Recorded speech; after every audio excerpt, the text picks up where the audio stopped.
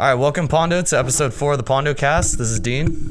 This is Isaac Chapman. And today's guest, we have Miss Beal.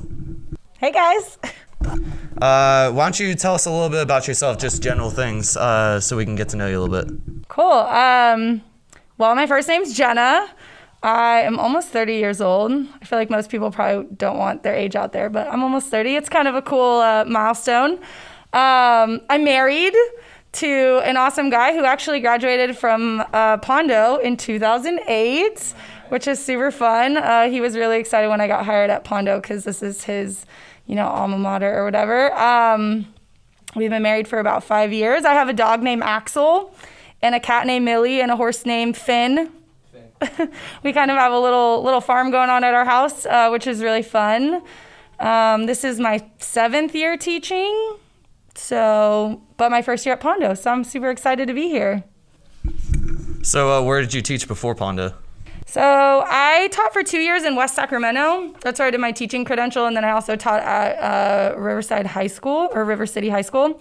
But then I got hired at Sheldon High School, which is in Elk Grove, go Huskies, and I had a lot of fun there for 4 years, especially because our basketball team is like the best in the state. So we got to go to like the state championships, and that was really fun. And then here, so kind of a little bit all over the place.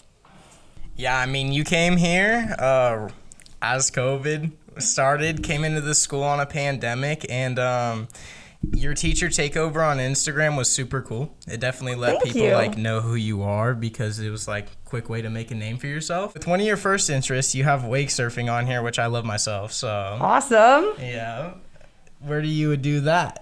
So I got really lucky, and my best friends in the whole wide world have a really sick 2019 Super Air. And so we head out to Folsom Lake. In the summertime, we're out there usually 3 to 4 times a week. So my husband and I, we invested in all our own surfboards and stuff like that, but they have the fancy boat. So gosh, I think we've been doing it now for 6 years, and I actually have really bad knees. I've had knee surgery on both my knees, and so I used to wakeboard, but it's really hard on your knees to wakeboard, and it hurts a lot more. So wake surfing, I feel kind of took over as I got older and my knees started hurting more. So it's been really fun, though. I absolutely love it. If I could live on the lake and wake surf every day, it would be my ideal dream. Do you have something to say there? I was going to say, I agree with you, but not even with having hurt knees. I just enjoy wake surfing more than wakeboarding and skimboarding. I love skimboarding. I do that with my friend Caleb. It's so much fun, every time we go camping. But yeah, that's all I have to say for that. Go ahead, Dee. Yeah, and so the next interest that you gave us on your list was soccer. How long have you been playing that? So I started playing soccer when I was, probably 5 or 6. But I played all through high school until my junior year when I tore my ACL, which was when I had my first knee surgery. So I didn't play for a while after that, but then I gave myself a couple years off to rehab and fix everything. And then I was playing co-ed indoor soccer down in Sacramento I think we played for 3 or 4 years, which was really fun because I actually got to play with my husband too. He was on the team and he's really good at soccer. So, but since the pandemic, everything's been shut down. And actually I had knee surgery a year and a half ago on my other knee. So, I haven't gotten to play soccer since I tore the other knee.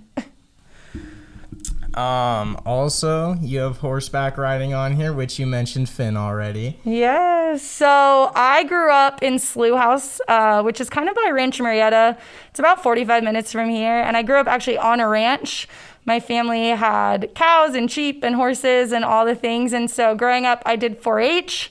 I would have done FFA in high school. I know the FFA program here is really cool. But the high school that I went to was Pleasant Grove High School, and it was a brand new school. And they didn't have an FFA program yet, so I didn't get to do that. But I did do high school rodeo, so I was a barrel racer and a pole bender and all those things. And then I just recently bought a new horse, and my goal is to get him barrel racing. So if anyone wants to come and check him out this summer, we're hopefully going to be barrel racing in some competitions around here, so it should be really fun. And would you be interested in joining the FFA program here as like a staff member? Yeah, potentially. That'd be so fun. I did do the, it's FFA week right now, and I did the hay bucking with Julie this week, which was really fun. We did it out at the farm, which was also like super cool to check out. It was my first time back there. Since I'm new, I just really haven't seen like all of campus. So it was sweet to like meet her cow and all this stuff. But yeah, I mean, I love joining things on campus. It's actually been just such a funky year with COVID, I feel like. And like normally I'm like the teacher who loves to go to like all the sporting events and like the plays and like everything, because I just feel like I love seeing my students like in their element, where I feel like my classroom's like my element. So it's really fun to like get out, but we haven't been able to do that much. So actually, what you have on here that I've absolutely fell in love with this year is snowboarding. Oh, so cool. Yeah, I picked it up this year. I have like 7 days up now. Okay. But I've wanted to do it since I was a little kid, and like my mom and a few of her friends were finally able to make it happen, because it's not cheap. It is probably the most expensive thing I've ever done in my life, besides like racing dirt bikes when I was younger. Yeah, those are both expensive. That's it. Like, it's super expensive. It's fun, but you pay for it. But if you want to add on to that, go ahead. Yeah, so I actually grew up when I was little, I was a skier, but I think when I got into middle school was when it was like kind of not cool to ski. And so then I started learning how to snowboard, and I come from a really athletic family, but I also have a lot of brothers. I have 3 brothers. And so part of it also was like trying to keep up with my brothers, and they were all snowboarding. So that's when I learned. And I did it all through high school until I tore my ACL playing soccer. And then once I rehabbed, I got to do it again in college. And that's when I finally had a little bit more money to have like season passes and go up all the time. Kirkwood is actually my favorite place to board. I know most people up here just go up 50 and go to Sierra, but Kirkwood gets the most snow. They have the least amount of people, I feel like, most of the time. The traffic's usually good. So that's where I grew up in college, doing all the snowboarding. And we were up there probably every Friday for like my first 2 years, which is super fun. Yeah, like snowboarding is definitely super fun. I do enjoy it a lot. Like every time I'm out there, there is a smile on my face. But yeah, Kirkwood is awesome, especially for the powder days. So, yeah. And so snowboarding is actually something that I'm really interested in getting into, because I've never gone before. I've never gone skiing or snowboarding, but it's something that I really am interested in getting into. Do you have any tips for somebody who would want to get into it? Oh, that's a great question. I would say, number 1, don't give up. Most people are not good when they start. Like, you could be really good at surfing or skateboarding, or, you know, you could be really athletic, and snowboarding is probably still going to be hard for you. And a lot of people give up right away because they're just like, this is too hard. I don't want to keep doing this.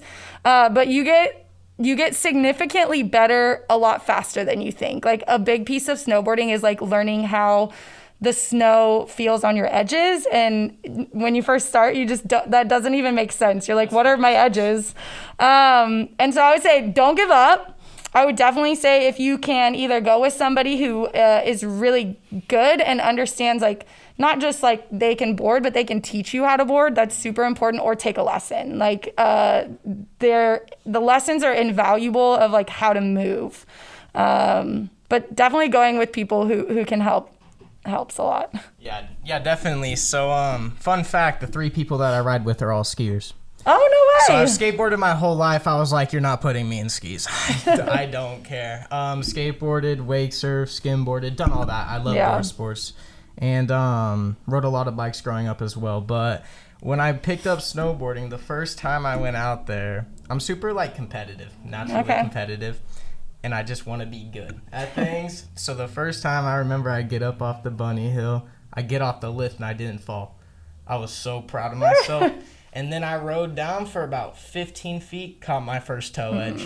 And I was like, wow, so this is what it is. And now I'm like learning all these butter tricks and everything. Yeah, and it's so like, good. you know, I'm advancing very quick. Yeah. I picked it up very fast. Like, on the 3rd day, I was riding pretty good with my friends. Like, they were all pretty proud of me, but I've seen people go up there and their first day, 20 minutes in, they're over it. Yeah. They'll go sit in the car and wait for you for the rest of the day. It's like, really? I mean, I get It's hard. It's hard, so and the tough. snow is so unforgiving. Like it's not like wake surfing where you fall and you just like casually plop in the water. Like falling snowboarding hurts.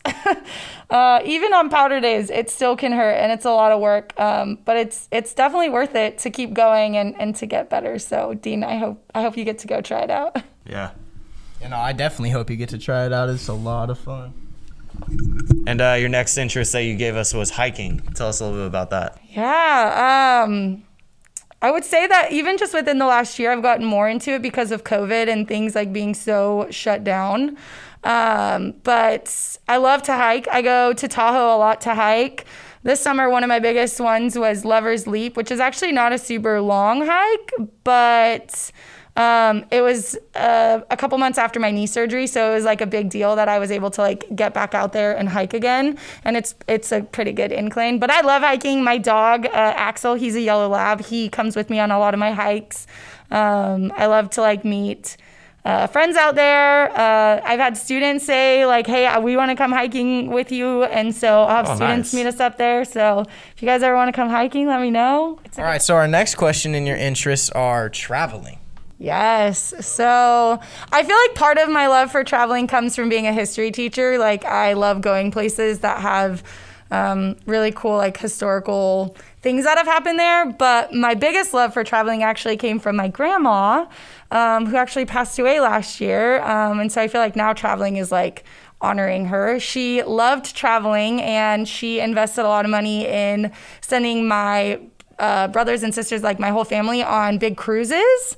So a lot of the traveling abroad that I've done has been through cruise lines, which is really sweet. I've been in a lot of places in Mexico. I've also done a lot of the Caribbean. We oftentimes go to the Caribbean because my whole family scuba dives. So my brother scuba dive, my sister, my dad. And so a big part of like us traveling is always like we want to go somewhere where we can dive. Probably the coolest place that I've gotten to scuba dive is Cozumel, which is in Mexico.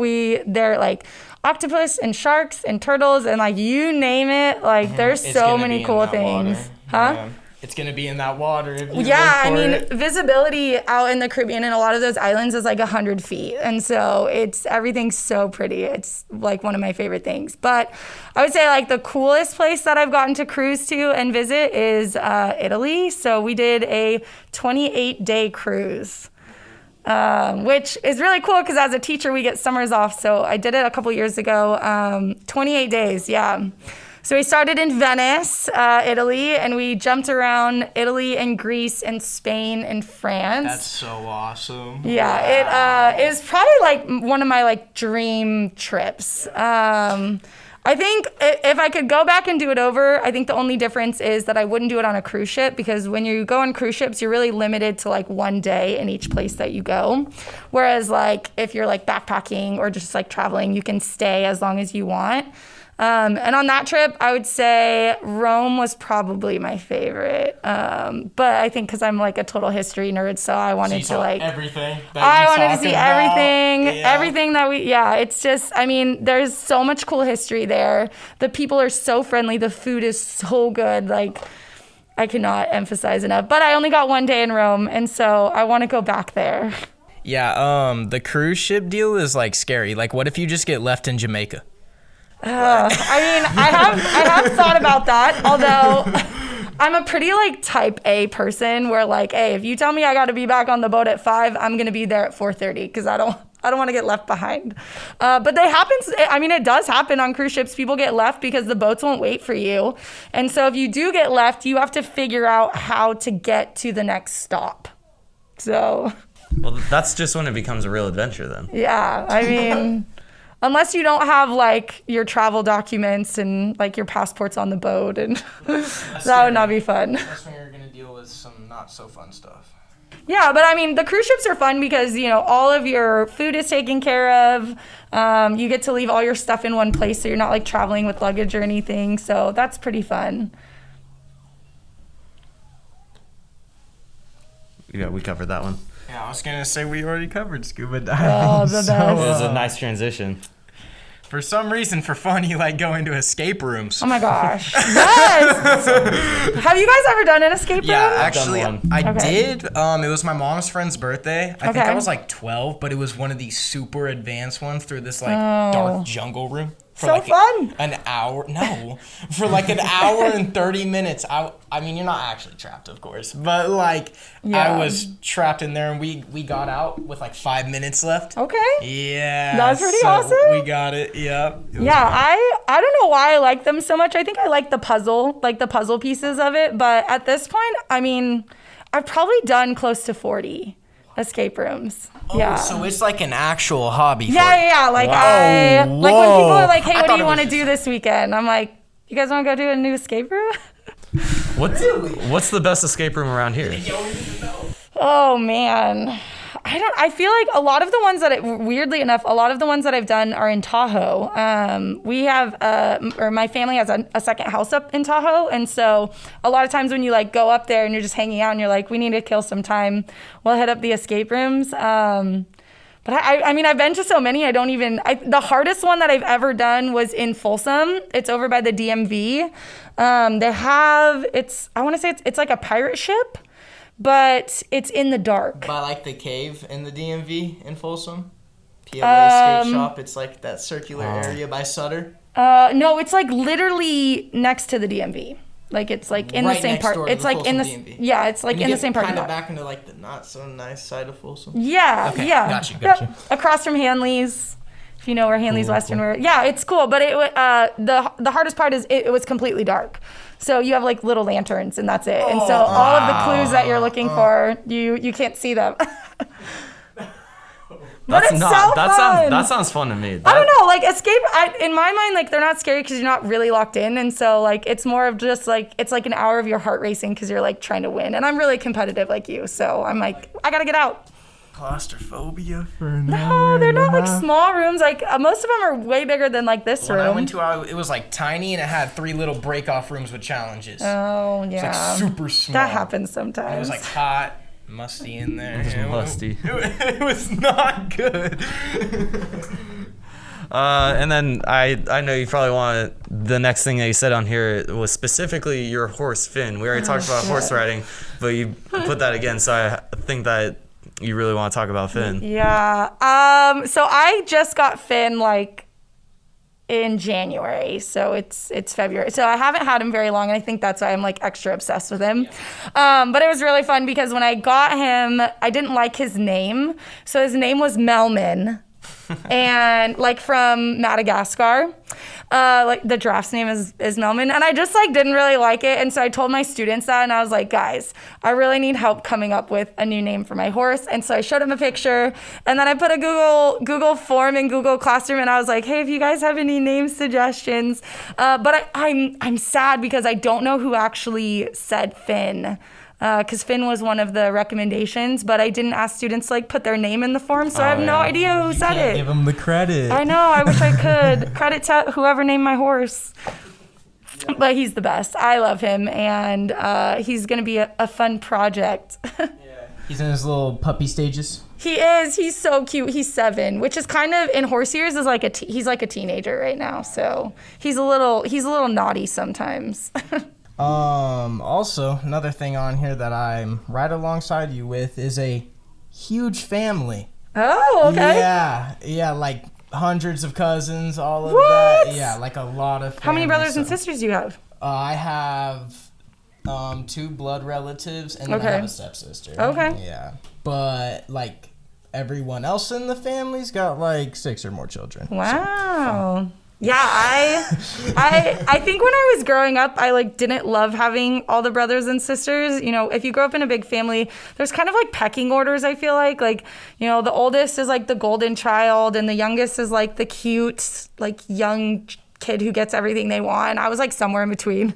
So I think I didn't really like it, but I am a twin, which is kind of fun. So I have a twin brother. His name's Jordan. And he's really awesome. And so it was really fun growing up with a twin. But my family, now that we're like all adults, is like, it's the best. Like our family vacations are so much fun because most of my siblings have like wives or girlfriends and stuff too. And so when we go on trips, there's like minimum like 14 of us. Yeah. No, that's how I go. If it's a family trip, it's like 20 people. Yeah, which is like, so I feel like I have like built-in best friends now, which is really awesome. So. And the last thing that we have on here that you wrote is rollerblading with a laughing face next to it. So I mean, I feel like rollerblading is just funny. Like you just like you just like say it and it's funny. Well, okay, so I grew up in the 90s and like rollerblading was like really in the 90s. Like I know it was in before that, but like that was like roller skating. Like blading came in the 90s. Right. And so when I was rehabbing my knee from my last accident, I wanted to like find things that were like super low impact on your knees because like running was like hard and other things were hard. I actually tore my ACL mountain biking, so I vowed to like not mountain bike again. I was like, maybe we should just avoid that at all costs. Wow. So I started rollerblading, and so now I like love going around here. It's kind of hard to rollerblade around Pondo because there's so many rocks. So a lot of times I'll go down to like Silva Valley Parkway and rollerblade. My cousin, who's actually a freshman here at Pondo, she likes to rollerblade too. So sometimes we even go together. Nice. I just feel like it's funny because like normal people do not rollerblade anymore, but here I am rollerblading. I used to rollerblade like from 3rd to 5th grade, I think. I was really into it. It's so fun. Yeah, I always had a skateboard. I thought I was too cool for rollerblading. It's like seamless exercise too. Like you don't even realize you're exercising, but you are. My mom's friend like still rides her rollerblades, so. It's the best. All right, we can go on to the next one. All right. So, well, what is your favorite part about Pondo that you've been able to experience so far? Yeah, it's been weird switching in the middle of a pandemic. When I actually started interviewing for this position, we didn't really know where this was like gonna go, like with the whole coronavirus and stuff. And so I actually ended up like interviewing online. Like I interviewed through Zoom, which was like a whole different experience. And so I was like, oh my gosh, by the time school starts, like school will be back to normal. Like I'll get to like get involved in things and like get to know people. And that's not what happened. That's not what happened. There's like nothing happening. I mean, there are things happening. I think I've been really impressed with Pondo's like ability to like adapt. Like the leadership kids are doing awesome stuff on campus. Sports are starting up this week. Like I'm so glad that we're in a hybrid system right now. But my favorite part really has just been like slowly getting to know people. And like whether it's like the staff or the kids, I felt like so welcome here. And I grew up in a town really similar to Cameron Park. And so this place has kind of felt like home in a way. Like the people are like the people I grew up with. And I just think it's been really sweet. I feel like everyone's been so stinking nice. My department has been so welcoming and like so helpful. Like that you never really know when you're like switching schools or careers for you guys one day. Like if you're really gonna like enjoy working with the people that work at the place that you work at. But that hasn't been the case. I love my coworkers, and my students have been awesome. We have so much fun in my class, and so it's just been really sweet to get to know everyone. I think that your Instagram takeover also really helped everybody like get to know you because you are, I think, probably the newest teacher here. I don't think anybody else even came in this year except for you. The Instagram takeover really helped at least all the students really get to know you in that aspect because you like just like right now you shared like everything that you could think of during that. Yeah, I'm a pretty open book. Yeah, that's what I was going into until I blank-minded, but thanks for covering me there, Dean. Yeah, Anyways, we'll pop into our last question and give us a piece of advice for anything. For life. For life. For life. It doesn't have to be about history class. It could be about... It could, but it could be about something when we're like 80, so... I think if I were to go back and have someone give me advice when I was your guys' age, I think the biggest advice I wish someone would have told me is to stop trying to be like everyone else. just in general, I feel like the world always tells you who you're supposed to be. Your teachers tell you who you're supposed to be. Your parents tell you who you're supposed to be. And your friends tell you who you're supposed to be. And I think in your guys' age, it's even harder because with social media and just like so much technology available, it's really easy to like look at other people and see who you want to be and how you want to act and what you want to do, instead of like really looking in your own heart and saying like, no, like this is who I like want to be because it's what's best for me. And so, yeah, my biggest piece of advice would be to stop trying to be like everyone else and try to figure out who you are, because in the long run, you're the only you. I love that. You know, that's so cool to hear because I literally stand for the same thing. That's awesome. Like 2 months ago, I had pink and black hair. I didn't care. I didn't care what people thought about me, you know, walking around school. Like, I was myself, and that's how it should be. You shouldn't, you know, cut your hair a certain way because you fit in with this group of kids. You shouldn't have to wear these pair of Jordans to hang out with these kids or fit in with these kids. And if those people don't accept you for the person that you are, those aren't your friends. Yeah. Like, in reality, they really are not. If, you know, you're being your true self around them and they're like, oh, you're annoying or something like that, don't listen to those people. Go find new people. You're going to be happier. Yeah. Like, truly. I also think that a lot of the best things that were created in history were created by people who weren't afraid to go against the grain and, like, really express themselves and create what they wanted to create, and things like that ended up, that's how like a lot of big inventions and art and music have been created. Yeah, I think when we spend our time trying to be like everyone else, we waste our time when, if we really dig into like who we are and who, like what we're about, you know, the sooner you can do that and figure that out, like the sooner you can start living like a more authentic life, which I think is like our goal, right? Like all of us want to live like authentic lives where we feel like we are like loved for exactly who we are, instead of, you know, feeling like people sort of like us for the people we're trying to be like it just doesn't make sense. So yeah, I wish someone would have told me that when I was in high school, because I think I would have not wasted as much time trying to be cool or do the right thing or say the right thing or go to the best school or whatever that looked like. And I could have got straight into like just being me. Yeah, I think that's really good advice, especially for people in high school. That's all we have to ask you. Is there anything else that you want to bring up before we sign off here? I don't think so. I'm just really like honored and grateful that you guys even asked me to do this. No, I feel like we're super happy you came on the podcast. Yeah. Thank you so much for coming. And that's it, Pondo.